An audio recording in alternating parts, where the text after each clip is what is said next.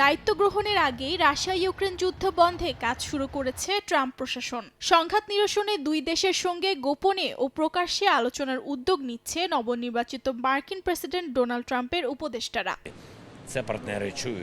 স্থানীয় সময় শনিবার প্যারিসে এক বৈঠকে মিলিত হন ট্রাম্প ও জেলেনস্কি। ছিলেন ফ্রান্সের প্রেসিডেন্ট ইমানুয়েল ম্যাক্রো। বৈঠক শেষে ট্রাম্প জানান অবিলম্বে এই যুদ্ধ বন্ধ হওয়া উচিত। রোববার নিজের সামাজিক যোগাযোগ মাধ্যম ট্রুথ সোশ্যালে এক পোস্টে ট্রাম্প বলেন, রাশিয়ার সঙ্গে যুদ্ধ বন্ধে ইউক্রেনের প্রেসিডেন্ট চুক্তি করতে আগ্রহী।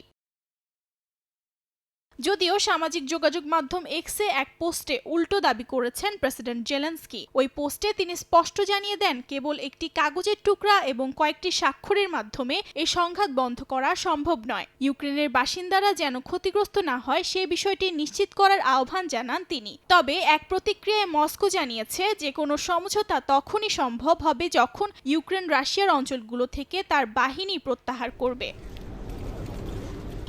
অন্যদিকে ট্রাম্প জেলেনস্কির বৈঠকের কয়েক ঘন্টা পরই নতুন করে $100 কোটি সামরিক সহায়তার ঘোষণা দিয়েছেন প্রেসিডেন্ট জো বাইডেনের নেতৃত্বাধীন বর্তমান মার্কিন প্রশাসন। ইউক্রেনের জন্য নতুন এই অস্ত্র সহায়তার মধ্যে রয়েছে ড্রোন, ট্যাঙ্ক, সাঁজোয়া যান, হিমার্স রকেট লঞ্চারের গোলা বারুদ এবং আর্টিলারি সিস্টেমের সরঞ্জামসমূহ।